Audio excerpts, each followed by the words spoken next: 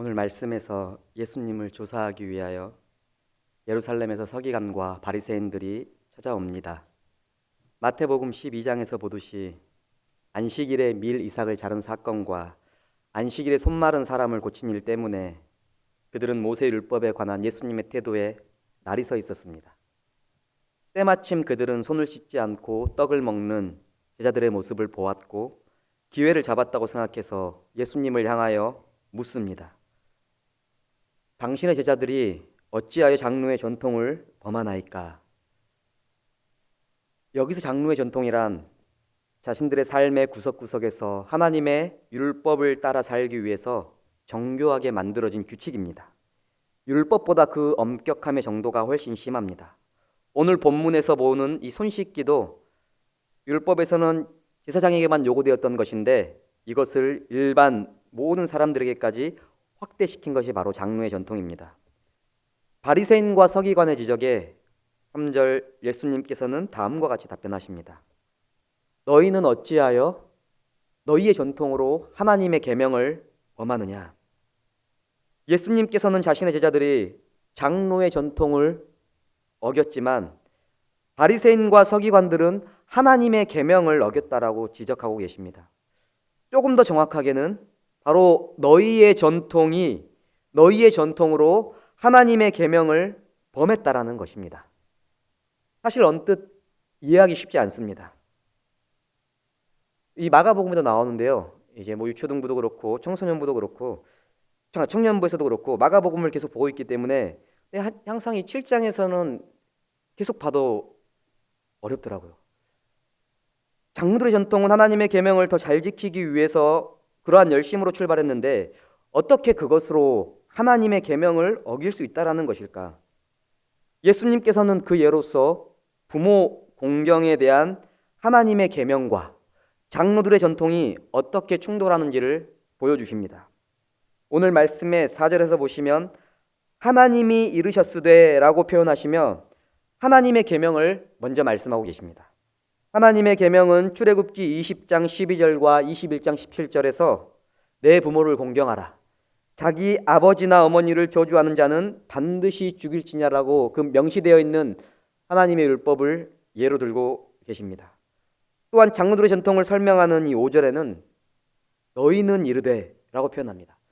다시 말해 권위의 기원이 하나님의 말씀은 하나님이지만 장로의 전통은 너희라고 이 4절과 5절에 시작하면서 분명히 그 사실을 상기시켜주고 계십니다. 장로들의 전통인 5절과 6절을 쉬운 성경으로 보면 다음과 같습니다. 아버지나 어머니에게 드리려던 것을 하나님께 드렸다라고 한다면 자기 부모를 공경하지 않아도 된다라는 것입니다. 아버지나 어머니께 드리려던 것을 하나님께 드리기만 한다면 부모님께 드리지 않아도 된다. 하나님께 드림이 되었다. 이 용어를 마가복음에서는 고르반이라고 밝히고 있습니다. 이 고르반은 구약의 율법에서 하나님께 드려지는 희생 제물이나 또는 예물을 가리킵니다. 그런데 이 고르반을 세속적이거나 일반적인 목적으로 사용하지 못하게 금지하는 용도로까지 확장해서 사용한 것이죠. 이러한 장로들의 전통에서 어떤 사람이 부모님에게 드려야 할 그 효와 제물을 이미 하나님께 드려진 것이라고 부모님에게 말하기만 한다면 더 이상 부모를 공경하지 않아도 되는 것, 조금 더 다르게 정확하게 말하면 부모가 받아야 할 물질적인 효도를 하지 않아도 문제가 없다라고 가르치고 있는 것입니다. 내가 가진 이 재물을 하나님께 고르반이라고 맹세하면 그것은 하나님께 드렸기 때문에 거룩한 것이고 더 이상 다른 세속적인 용도로 사용할 수 없기 때문인 것이죠. 완전 이거를 이분화시켜버린 거죠. 하나님께 드리는 거룩함과 부모님께 드리는 것을 이게 세속적인 것으로 이분화시키면서 결국은 이 고르반을 하나님께 드림으로 부모님께 드리지 않게 되는 것입니다. 근데 이후에도 나중에는 이거를 이제 결국은 자기를 위해서 사용하려고 약간의 그 위약금을 내고 고르반을 취소할 수도 있게 되었고 부모님이 돌아가시면 고르반을 취소해서 이 모든 재산을 자기가 가지게 됩니다. 언뜻 그러나 이런 거를 모른다면 장로의 전통이 거룩한 하나님을 위한 경건한 규칙처럼 여겨질 수 있습니다. 결국 하나님의 계명인, 그러나 이러한 것이 처음 그 겉모습만 보일 때는 경건해 보일 수 있습니다. 왜냐하면 하나님을 향한 거룩, 그게 거룩반이기 때문이죠. 그런데 결국 하나님의 계명인 부모 공경을 하나님을 위한 이 거룩, 이 거룩반이 정면으로 위배하게 됩니다. 겉으로는 하나님께 드리는 경건한 삶을 추구하는 것 같지만 그 사람은 실제로 부모 공경에 있어서 물질적인 공경을 하고 싶지 않은 자들이 생각해낸 경건한 사기인 것이죠. 그러니까 사기를 일반 신학자들이 이런 용어를 씁니다. 경건한 사기. 사기를 치기 위해서, 그러니까 부모님을 속이기 위해서 거룩한 것들을 갖다 붙이는 것이죠. 사실 장로의 전통은 하나님의 계명을, 사실 이 장로의 전통으로 하나님의 계명을 범하는 예시는 고르반 맹세 말고도 더 많습니다. 그래서 병행본문인 이 마가복음 7장 13절에는 이렇게 말하고 있습니다. 너희가 전한 전통으로 하나님의 말씀을 폐하며 또 이 같은 일을 많이 행하느니라. 그러니까 이러한 예시 말고도 너무나 많이 하나님의 계명을 자신들의 전통으로 위배하는 것들이 있는데 예수님께서는 특별히 이 부모 공경에 대한 예시로서 장로의 전통을 지적하고 계십니다. 그 문제점들을. 실제로 장로의 정통은 이 구전 율법입니다. 실제로 기록한 율법이 아니기 때문에 이러한 구전된 율법을 랍비들이 정리를 합니다. 그래서 이 정리한 미시나라는 책에서는 다른 고르반 맹세나 다른 어떠한 장로들 전통이 무수히 많이 나옵니다. 무수히 많은 이 장로의 전통 중에서 왜 하필 부모 공경과 관련하여서 바리새인과 서기관을 지적하고 있는 것일까요? 예수님께서는 공생의 기간에 끊임없이 바리새인들과 서기관들의 어떠한 외식을 경고하셨습니다. 그 외식의 예로 하나님의 계명을 어기는 장로의 전통을 지금 들고 있는데 그것을 부모 공경과 관련하여 설명하고 있다는 것입니다. 왜 하필 부모 공경일까? 그 많은 미시나의 장로의 전통에서 왜 이 부분을 차용하셔가지고 그 장로의 전통, 예수님이 사역 내내 그토록 경고하셨던 그 장로의 전통을 정면으로 반박하고 계실까? 그것은 먼저는 장로의 전통이 가지고 있는 중심이 어디 있느냐를 알아보면 됩니다. 장로의 전통은 그 시작이 하나님을 위한 출발이었다고 할지라도 결국 그 전통을 통해서 하나님의 말씀을 지키고 안 지키고를 점검하게 됨으로써 나중에는 이 전통이 하나님의 그 말씀을 판단하는 준거의 기준이 됩니다. 그래서 하나님의 말씀보다 장로의 전통이 그 권위를 앞서게 됩니다. 이를 지킬 때마다, 그래서 이 장로의 전통을 지킬 때마다 점점 하나님을 향한 나의 열심을 확인하면 괜찮은데 하나님을 향한 이러한 열심과 마음이 아니라 점점 다른 사람과 나를 구분해주는 기준이 되고 어느덧 장로의 전통을 지킬 때마다 하나님과 가까워지는 나를 바라보게 되는 것이 아니라 장로의 전통을 지킬 때마다 자신들이 무언가를 하고 있다는 것을 확인하게 되고 어느 순간 그것은 자신을 위한 일이 되어버리는 것입니다. 그래서 예수님께서도 3절과 6절에서 보듯이 장로의 전통을 분명하게 너희의 전통이라고 2번이나 책망하고 계십니다. 이 말은 곧 장로의 전통은 그 권위나 기준이 결국 자기에게로 향하게 되고 자기를 위한 일이 된다 하는 것입니다. 물론 이 장로의 전통은 그럼에도 불구하고 외적인 형태는 여전히 하나님을 위한 열심처럼 충분히 보여지기 때문에 남들보다 더 경건해 보입니다. 하나님 앞에서 할 도리를 충분히 했다고 여길 수 있는 것이 장로의 전통인 것입니다. 중심이 하나님께 있음을 증거하기 위하여 출발했지만 점점 그것이 나에게로 향하는데 사실 여전히 그 형식은, 중심은 이동했지만 형식은 여전히 경건해 보이는 것이죠. 더 자신의 이 마음을 속이기 위해서, 사기를 치기 위해서, 자기의 마음을 속이기 위해서 점점점 그 형식은 더 세밀해져 가고 두터워질 수밖에 없는 것입니다. 그런데 그 형식을 지키면 지킬수록 하나님과의 관계가 점점 가까워지는 것이 아니라 다른 사람과 나를 구분함으로써 자신이 그것을 지키고 있는 자기의가 되는 것입니다. 중심이 자기에게 옮겨간 것이죠. 이는 바울이 그의 마지막 편지인 디모데후서 3장 1절에서 5절까지 언급하고 있는 부분과 동일하다고 볼 수 있을 것입니다. 이 말세 때의 경건의 특징을 바울은 하나님 사랑보다 자기 사랑이라고 분명하게 밝히고 있습니다.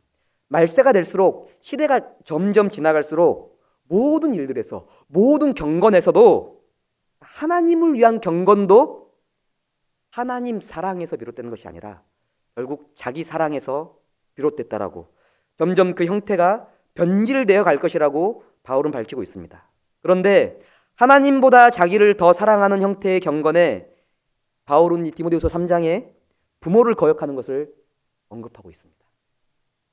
하나님 사랑하는 것보다 나를 사랑하는 것, 그 대표적인 예로 부모 거역을 바울 또한 이 말세가 될수록 우리가 TV에서 많이 보잖아요.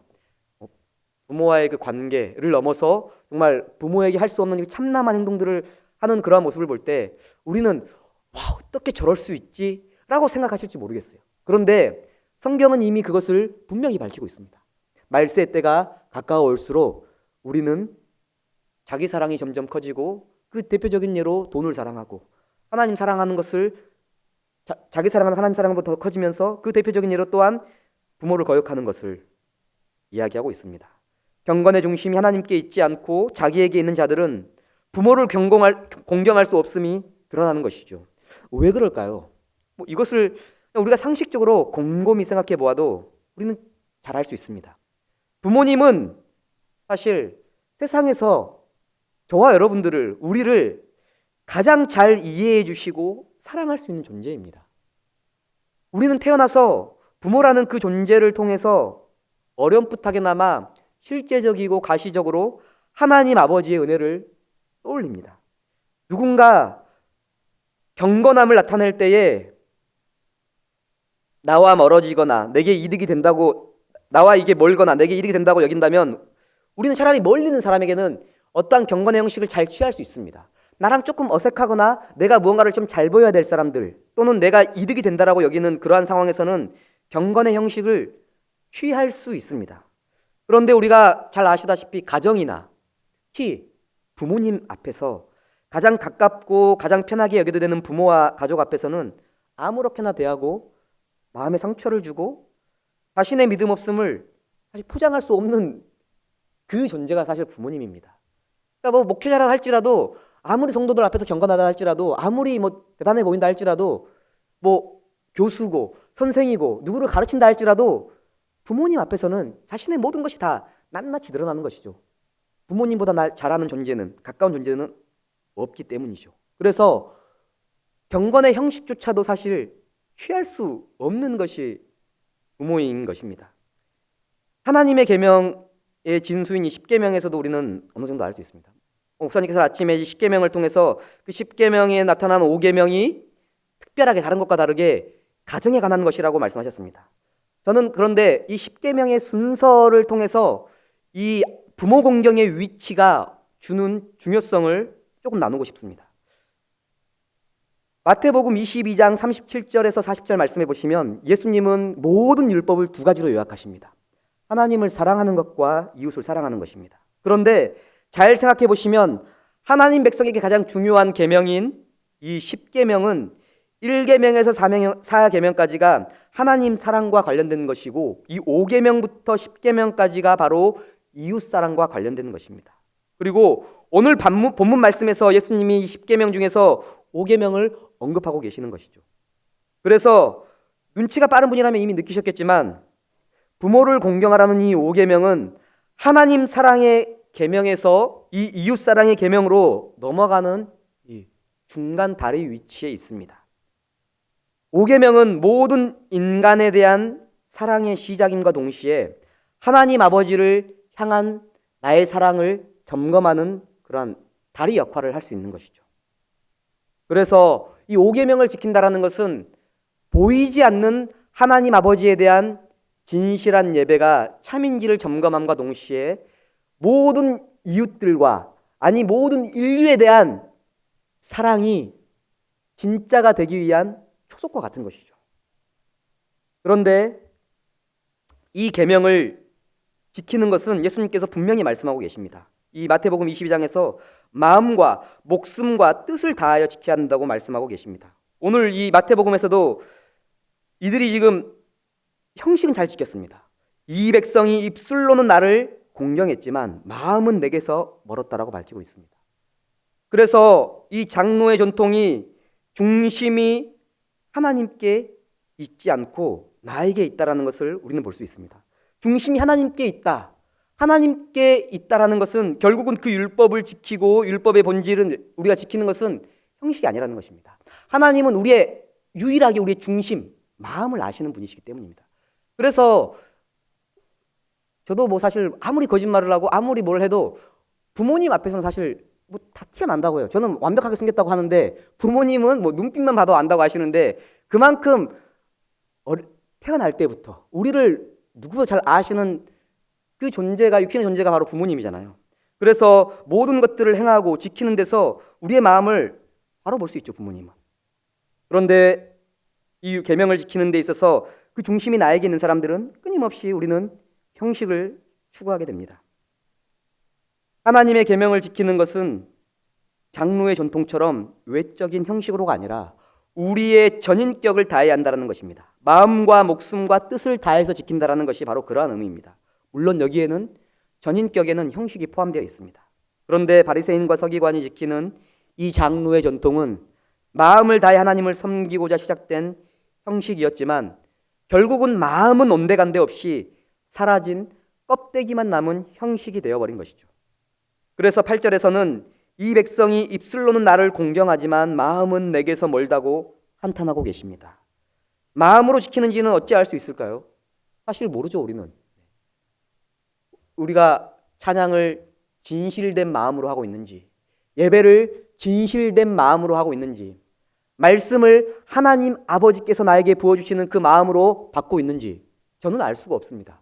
제가 알 수 있는 유일한 것은 뭐 눈을 좀 열심히 뜨고 계시거나 아니면 뭐 고개를 끄덕끄덕 하시는 것으로나 제가 유일하게 여러분들이 하나님의 말씀에 반응하고 있는 것을 판단할 수 있는 기준은 저는 뭐 그거밖에 없습니다. 그러나 하나님께서는 하나님의 계명을 마음으로 지키기를 원하시고 마음으로 지키는지 아실 수 있는 분은 하나님만이 아십니다. 베드로의 고백처럼 내가 주를 사랑하는 줄 오직 주님만 아시지만 동시에 그 사랑이 형제와 이웃을 향하여 분명히 드러나는 것이 진짜 믿음이고 참 경건이라는 사실을 우리는 또한 잊지 않아야 합니다. 이것이 그래서 우리가 하나님을 향한 그 계명 지킴이 우리의 마음에서 우러나왔는지를 확인할 수 있는 가시적인 계명들이 바로 뒤에 5계명부터이죠.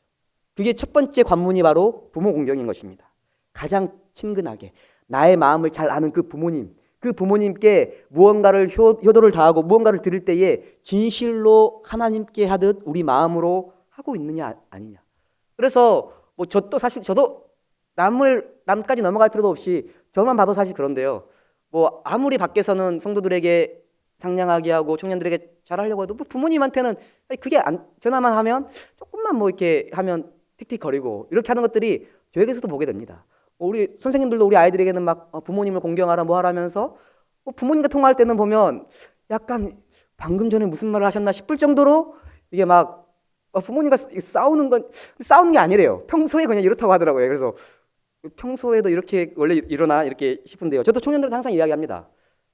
진짜 하나님 사랑하는 사람 오늘 어버이날에 집에 가서 부모님께 사랑한다고 고백해라. 부모님께 진실로 마음을 표현해라. 네 말로만 하지 말고 편지를 쓰고 네가 가진 이 용돈의 일부를 부모님께 선물로 드려라. 뭐 이게 생각하기에는 뭐 마음만 가면 되죠.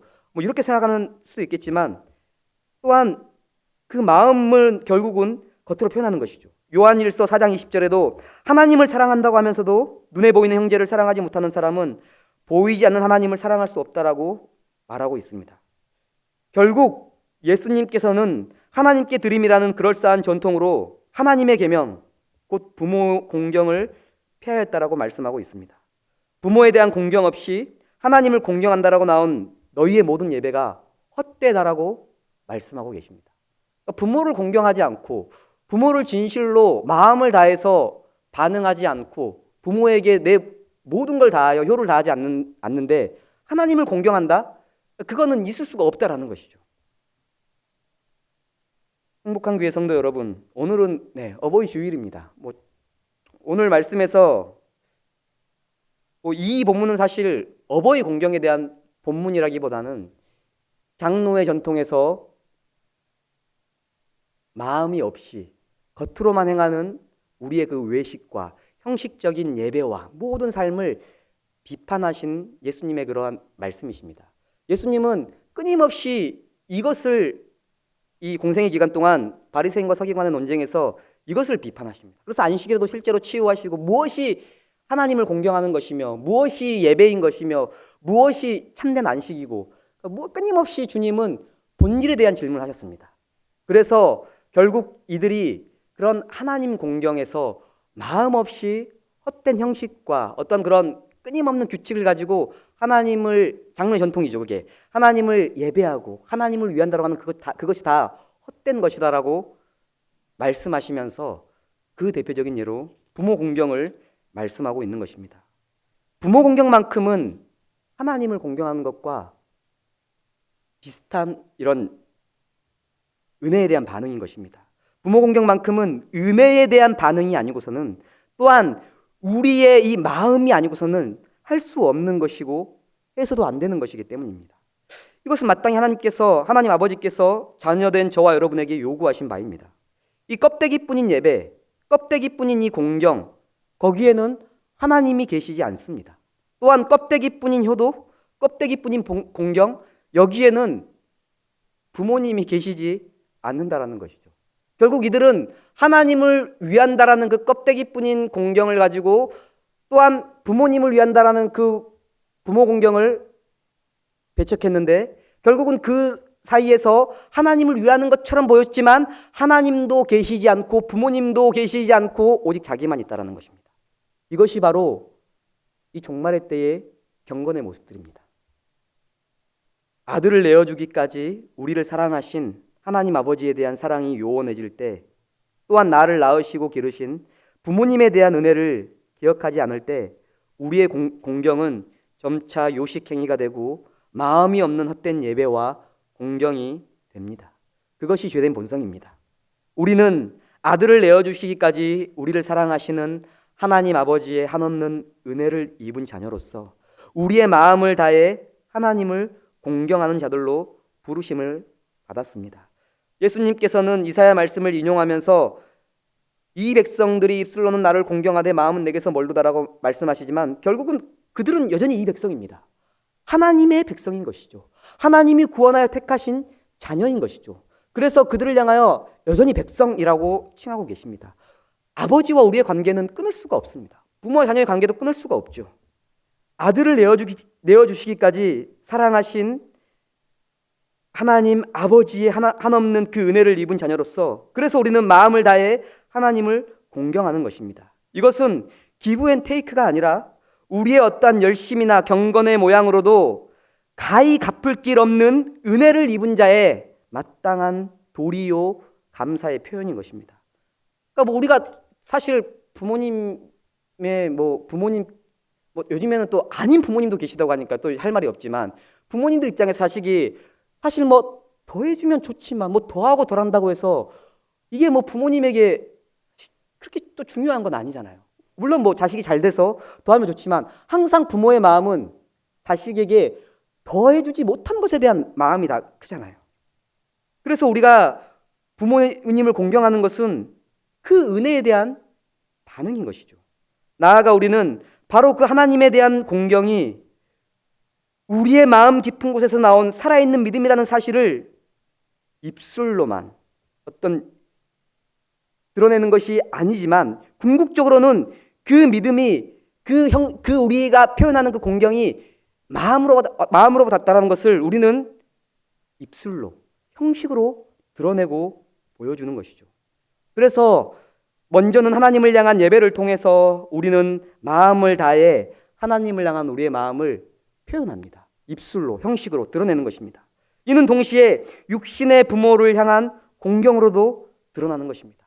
이것에는 물질도 포함되고 또한 입술의 고백도 포함됩니다. 예전에는 한국에서는 그런 들 많잖아요. 남자기 때문에 어떻게 엄마한테 사랑한다라는 말 어떻게 쑥스러워서 이런 것들을 이게 다 중요한 거더라고요. 살다 보니까 정말 사랑한다, 감사하다, 부모님 감사합니다, 나를 낳아주셔서 감사합니다. 저도 사실 몰랐어요. 그래서 처음으로 이번 제 생일날 자녀를 낳아보니까 저를 낳으신 이 부모님이 그냥 부모님이라는 그 자체로, 나를 이 땅에 태어나게 하셨다는 그 존재 자체로 너무나 존경스럽고 너무나 감사하더라고요. 처음으로 제 생일날, 원래 생일날은 저의 날이잖아요. 부모님께 전화해서 저를 낳아주셔서 감사합니다 라고 말씀드렸습니다. 이것이 사실 우리가 마음으로 하는 그런 경건의 모양인 것이죠. 경건의 능력을 통해서, 그 복음의 은혜를 통해서, 하나님에 대한 감사를 통해서, 하나님을 향한 그 마음을 통해서 드러나는 우리의 이 삶의 모습인 것이죠. 사실 저와 여러분은 이웃은커녕 가족도 사랑하기 힘든 철저히 나밖에 모르는 죄인이었습니다. 이런 자들이 어찌 눈에 보이지 않는, 또한 만져지지도 않는 하나님을 사랑한다라고 말할 수 있겠습니까? 예수님께서는 이런 저와 여러분을 위하여 죽으심으로 하나님 아버지의 사랑을 알게 하셨습니다. 내가 받은 그 사랑으로 이제 형제를 사랑하는 자로서 또한 우리를 부르신 것입니다. 우리는 이를 믿고 고백하는 성도인 것입니다. 그래서 우리가 그 주님의 십자가 사랑으로 회복된 하나님과의 사랑과 또한 하나님과의 사랑을 마음으로 우리가 표현하고 드릴 때에 동시에 그 이웃을 마음으로 사랑하고 표현하는 것이죠. 그 바로 미터가 바로 부모 공경, 그 중간에 가장 하나님의 사랑에 대한 그 척도와 이웃 사랑에 대한 그 시발점에 부모 공경이 있는 것입니다. 그래서 우리의 믿음의 척도로서 부모 공경은 매우 기본적인 것이면서도 가장 중요한 것이라고 할 수 있습니다. 따라서 우리는 마음을 다하여 부모님을 사랑하고, 마음을 다하여 물질로도 효를 하는 것이고, 마음을 다하며 입술로도 부모님에 대한 공경을 표현해야 합니다. 십자가에 달리시기 전 예수님께서도 자신의 육신의 어머니 마리아를 제자 요한에게 실질적으로 맡기십니다. 그냥 사실 예수님이시라면 하늘의 그 권능과 어떤 능력으로 하나님 보좌 우편에서 육신의 어머니에 대한 모든 것들을 감당하실 수 있으심에도 불구하고 요한복음 19장 27절에 사랑하는 제자 요한에게 보라 내 어머니라 라고 말씀하시면서 자신의 어머니를 온전히 보필할 수 있기를 바라며 맡겼다라는 것입니다. 종교개혁가 루터가 쓴 소요리 문답에서 너는 내 부모를 공경하라에 대한 의미를 다음과 같이 설명하고 있습니다. 우리가 부모를 경멸하거나 노하게 해서는 안 되며 그들을 경외하고 섬기며 순종하고 사랑하며 동경심을 가지고 하나님을 경외하듯 사랑해야 합니다. 그리고 이러한 요리 문답을 해설하면서 많은 종교개혁가들은 이 부모에 대한 이 용어를 나의 친부모뿐만 아니라 나이와 은사와 권위에 있어서 하나님께서 나보다 앞서게 하신 모든 사람들을 향한 공경까지를 포함하고 있습니다. 다시 말해 부모를 공경한다는 것은 우리의 육신의 부모를 공경하는 것뿐만 아니라 하나님께서 나보다 앞서게 하신 나이와 은사와 권위와 직분과 모든 것에서 앞서게 하신 그 분들에 대한 진실한 공경. 그래서 사실 이 종교개혁가들은 이 직분에 대한 공경도 여기에 포함하고 있습니다. 성도들이 직분자들을 향한 공경을 하나님 공경과 부모님 공경까지로 이야기하고 있습니다. 그래서 우리는 가정에서도 교회에서도 하나님을 경외하듯 나보다 앞선 자들을 사랑하고 존경하며 공경하는 것입니다. 사랑하는 행복한 교회 성도 여러분, 우리 모두는 이 땅에 태어나서 처음으로 나와서 가장 가까운 존재를 만나게 됩니다. 그것은 우리가 태어나는 그 순간 바로 우리에게 허락하신 부모님입니다. 하나님께서는 부모님을 통하여 우리가 말씀에서만 보고 듣던 하나님 아버지의 무한하신 사랑이 얼마나 크고 소중한지를 매일매일 깨닫게 하셨습니다. 부모님을 통해서 우리가 예수를 믿는다라는 것이 결코 헛된 것이 아님을 삶으로 보여주신 것입니다. 이 땅에 필요한 모든 것을 하나님 아버지께서 친히 공급하신다는 사실을 저와 여러분의 육신의 부모로부터 우리는 공급받고 누리며 자라온 것입니다. 그것이 바로 하나님께서 정하신 법칙이죠. 그러면서 우리는 영원토록 우리와 가장 가까이 계시는 그 하나님 아버지를 실제적으로 경험하게 되는 것입니다. 그래서 우리는 하나님을 향하여 마음을 다하여 공경하듯이 그 공경이 참된 것임을 우리는 육신의 부모를 그러한 마음으로 공경함으로써 하나님을 향한 우리의 믿음을 우리 부모님과 또한 우리 교회의 믿음의 선배들 모든 신앙의 어버이들께 그 믿음을 표현함으로써 우리가 이 땅에서 하나님을 믿는 자들임을, 우리가 성도들임을, 우리가 하나님을 오늘도 공경하고 있음을, 마음으로 우리가 하나님을 예배하고 있음을 드러내는 것입니다. 오늘도 저와 여러분을 향하여 그래서 예수님께서는 부모를 공경하라고 말씀하고 계십니다. 그러한 마음으로 우리 가정에서 또한 우리 행복한 교회에서 부모와 또한 모든 믿음의 어버이들을 공경하며 또한 존중하는 우리 행복한 교회 성도 여러분이 되시기를 주님의 이름으로 축복합니다.